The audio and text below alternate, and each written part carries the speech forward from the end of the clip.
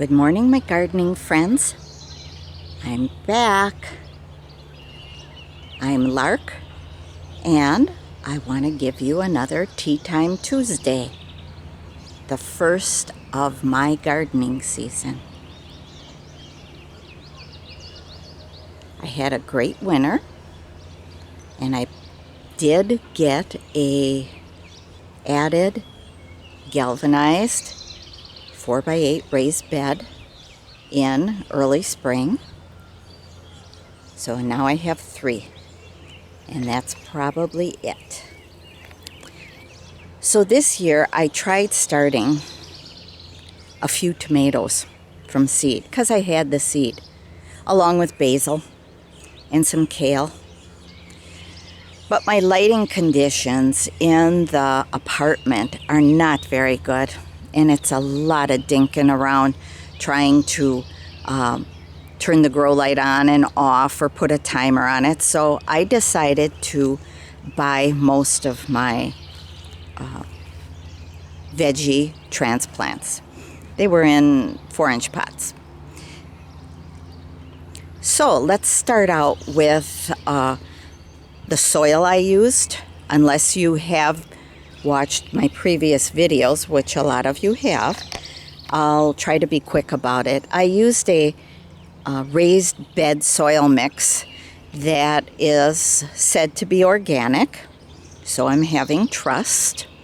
It's a lighter mix than garden topsoil, and it did have some worm castings in it and some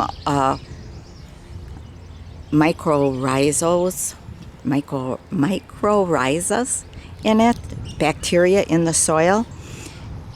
And so I decided to fill all the beds with that. Now, the cost of filling these beds was, the bed was $80. The galvanized 4x8 bed was $80, and the soil for each bed was probably about $180. So expensive, yes, but I find much joy in it, and it feeds me organically. So I decide to use straw for a cover, and they're covered all winter with straw. I did have leaves on, but I don't have access to chopped up leaves, so I ended up taking the leaves off in spring because it was matting down. So until I find a source for chopped up leaves, I'm going to just use straw. This is my kale, and this is Nero kale. And I have 2 kales. Those are the kales I bought right here. Let's see. This one and that one. That one is the one I started from seed. There's maybe a couple in there. Now, the good thing about it is they'll mature slower, and I'll have them in the fall longer. But I'm pretty sure I'm going to be buying starts years to come now. My broccoli. Now, why it's planted so close in here is that I am hooping this area and putting a row cover over it, so I don't get the white butterfly on there laying its eggs, and then the eggs hatch and the green worms eat my leaves. So that is what I'm going to be doing, and I got that ready last winter. Also, the problem I'm having with mulching soil is slugs and earwigs. And I think I'm just going to leave it for now. There's not too much damage, but I am having some damage. I'll have to watch it. Last year I went through an awful lot of slug bait, and I'm guessing that it was attracting slugs too. So if any of you know, let me know. I planted dill in here, in between the garlic and the broccoli, and I forgot about how large the garlic has gotten, and it's going to shade the dill for probably a good 8 hours.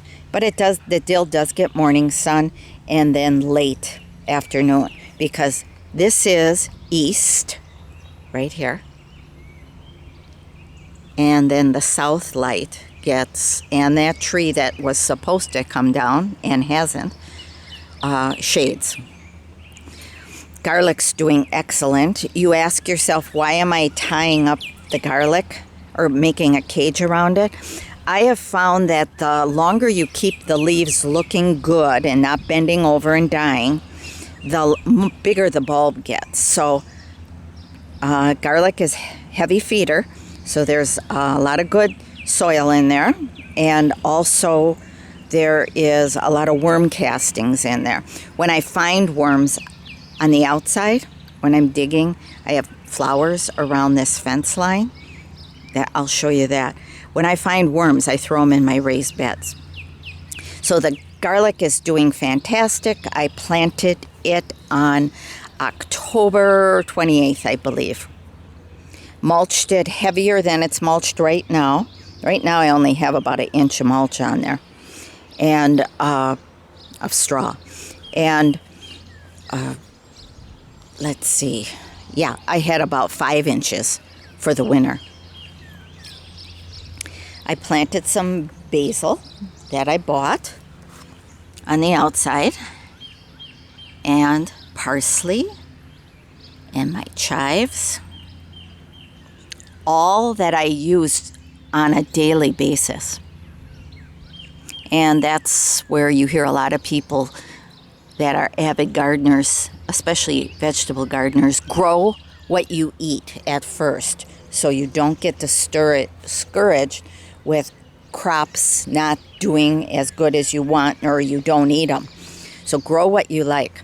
These are scarlet runner beans, which are edible, but I'm growing them mostly for the flower. A lady here, Jessie, thank you, for the seeds, and I'm hoping that it grows up this fence. It will.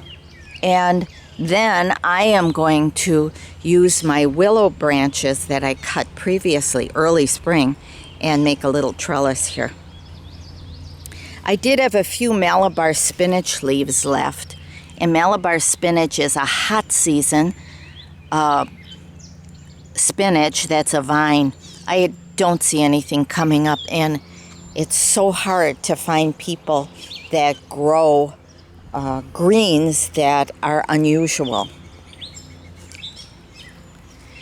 I am planting another set of green beans here. In fact, I have them using I am up in the apartment. I am using my paper towel method of germinating the seed. The seed I did plant in here, now don't laugh too hard, was 8 years old. So no wonder it didn't come. But I am sprouting some seeds indoors, and I will start my beans. And then I'm going to also direct sow another 3 foot of beans. And that's enough to feed Dave, I, and my mom, and some of the people on my floor. So sharing is a good thing.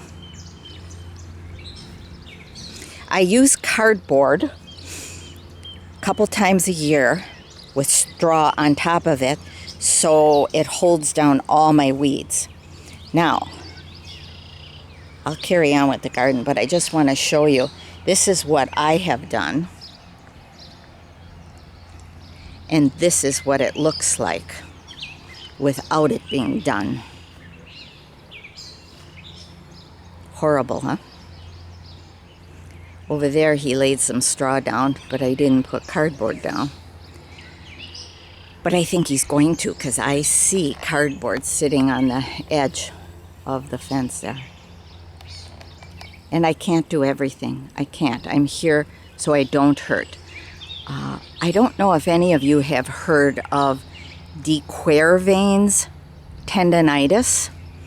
Well, I had it in my wrist, and I've had it for about 3-4 months now, and it's finally healing. But you could Google it, de Quervain's. It's very painful. I couldn't even hold a toothbrush or a pencil or anything. And it's hard when you're an active person not to use the hand. At least it's my left hand this time. I had it years ago in my right, but we got to be smart and mindful. And I want to heal. Okay, so I planted sugar snap peas, and I planted them on April 5th. I sprouted them using the paper towel method and planted them out. And we had some mighty cool weather. Mostly cool weather for the last all of April and all of May. Few hot days in there, but not enough to ruin the cool season crops. So very successful this year so far. Spinach was planted early too. When did I plant spinach? 3/21. The nasturtiums I bought. Cilantro I seeded, and I seeded that in April 5th too, I believe. I eat a lot of cilantro. I make it part of my mix for my tossed salads. Beets were planted April 5th also. I have some here, and now I'm going to plant a few more in here. Radishes, I just pulled one. Dave will be happy. This is the first year I've ever grown decent radishes without them bolting. So they're doing good. This was planted first, and then the ones behind it a little later. Oh, I see, 426. These were April 5th, and then that was April 26th. Bought the Swiss chard. And this year I'm not putting it under my row cover with the broccoli. And the no need to. The butterfly, I found out, doesn't lay eggs on that one. Or it didn't last year, because one set of kale I had under cover, and the slugs ate the heck out of it. And the one out of the cover did great. So, saved myself space under that cover, and I put Swiss chard out here. More spinach, carrots. I tried a new variety this year that is longer, about 6 to 8 inches, and my soil's really good. I never had good luck with radishes or carrots because of my soil. So this year we'll see what it's like. And yes, I will be thinning them. More beets. We like beets, and whoa, beets are very healthy for us. Very healthy. And then a parsley in the corner there. Over on the edge of the fence. Now, I like gardening on the edge here because I get the fence as a trellis, a natural trellis. So I planted more flat leaf parsley, garlic chives, which is a perennial here in Wisconsin, zone 5, and some more cilantro. Now that cilantro I bought, and the cilantro in the raised bed is what I planted. So I'm sure this is going to bolt first. And I will plant another succession planting of cilantro. Now along the fence here, this was thick with grass, and over the last couple of years I have kept it weeded, or tried to. Now I will be planting more green beans later in the season over here. And I got cardboard down and straw.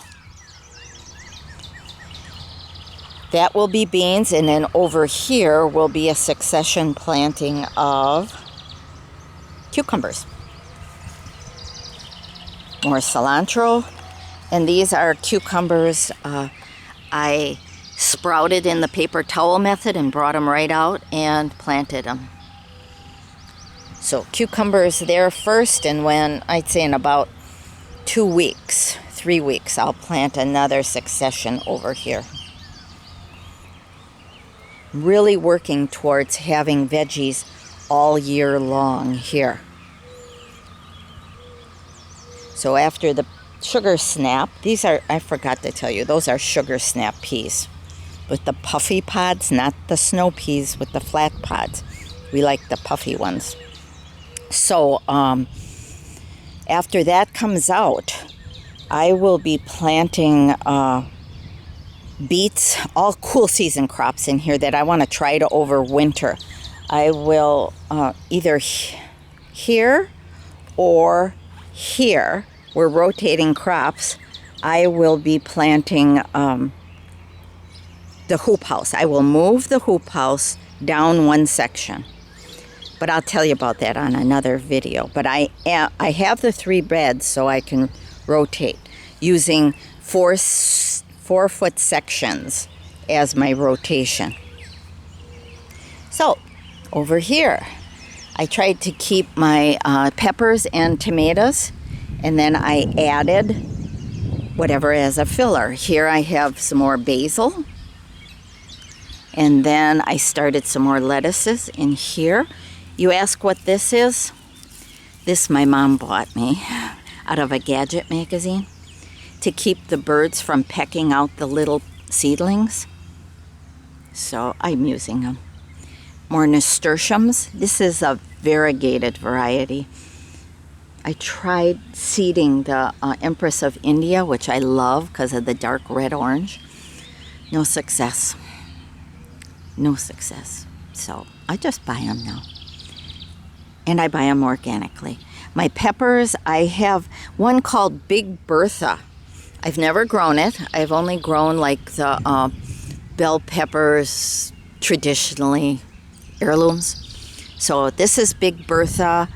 This one is a gourmet orange, and they're all bell. I will buy the hot peppers because I'm about the only one that eats them. Dave eats a few. And then here I have a zucchini, and I'll tell you the name when I get on the other side. Tomatoes, I did say I started some. What I was really after was the Juliet tomato because I cannot buy that one, a plant. I don't see anybody growing it. So this one here happens to be Sweet Million, which is new to me. And then my tiny basil. But maybe it'll work out because this one will take over when this one is starting to bolt. Either way, we eat a lot of basil. So there's another basil in here, the big one. In the center, you probably can't see the plant, but I have a plant that I like to interplant, and it is in my other raised beds too, is borage. Beautiful cobalt blue or sky blue flower, and it's a great attractor of pollinators. Don't you love those bird sounds? I tell you, here in Wisconsin, in the winter, you're going to think I'm silly again, but I play on Alexa. I ask her to play nature sounds, bird music, and we listen to this. I'd say a good half a day at least. And then we switch over to jazz. Oh, what a transition, huh? Luckily, Dave and I like the same music. And blues. We like blues. More nasturtiums, which I plan on eating a lot of. This one here is a favorite of mine, brandy wine. And bringing it out, I knocked the top off, so it branched out early. Am I going to take the suckers off? We'll see. We'll see. I'll get a smaller tomato, but I'll get more of them. So I think that'll be okay, smaller tomato. This one here is a Juliet that I started. You say, why a Juliet? Well, it's indeterminate, and it is a cross between what I think is a Roma and a cherry. Bigger than that Sweet Million, but smaller than a Roma, and disease resistant. And then this one is a beefsteak. And I started a beefsteak. Want to see it? Right there, that tiny one. And I planted it close. And I know I did because I didn't have more room, but we're going to just see if I can get some later tomatoes that less diseased. We'll see. More cilantro, and then another big Bertha. More basil.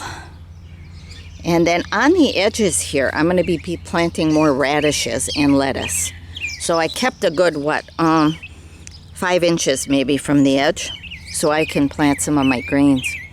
And this here is called Midnight Lightning. And why I picked this one is because it's more bush-like. It only gets about 3 by 3. So this plant can overhang the edges a little and maybe meander under the peppers. But it'll stay in control here. So this should feed us for the gardening season. Oh, I planted kohlrabi in here. And I don't see any coming up. It's been a good 10 days. So I think the seed is 4 years old. So we might just say, oh, well. I like kohlrabi, but I'm the only one that eats it, and my mom. So maybe if I find some already started, I will go for it. So I think that's all I want to talk about here. Oh, I know. This is another planting area for later. Just a second, I gotta fix this. Whoop, whoop. That's a cap for my lens. Oh well, you know I don't edit. So these poles here, I planted green beans up last year. So I think I'm going to be planting cucumbers over here. A late set of them, because when they start getting that cucumber fungus or the leaves, then I have a new crop over here. Now Paul, our maintenance man outdoors, got me some of this, and you remember me using a lot of this at my old house. Concrete reinforcement. Some people call it pig panel. Cattle panel, but this here we have a extension going on to our senior living commune here, and the concrete guys gave Paul some of this here so I can use it for climbing.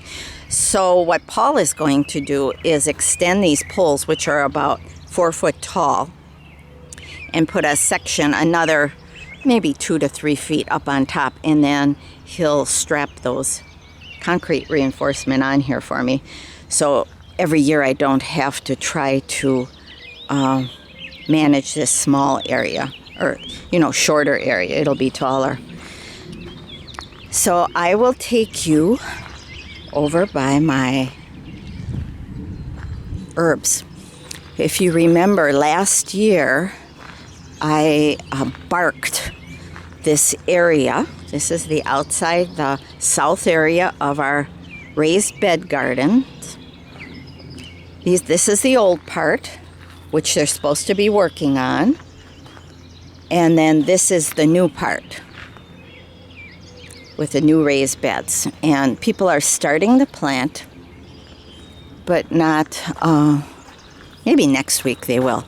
This is the problem I find with, they used red granite and they did not put any cardboard underneath, which I guess in the long run, weed seeds are going to go on top here, but they're very hard to pull, and so LARK'S not going to be pulling them. I do have to pull some weeds through my straw and cardboard, but not many. And why they didn't do this, I don't know. They didn't have trust in me, maybe. Didn't think I knew what I was talking about. But I'm not weeding it. It is too hard. And this 4 foot fence, you're probably thinking, oh, the deer jump it. Well, they could. Of course they could.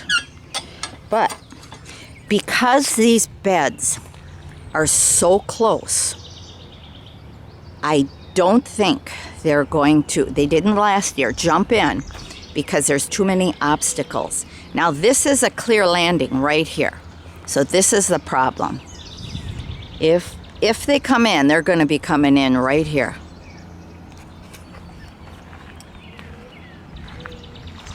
But I'm hoping not.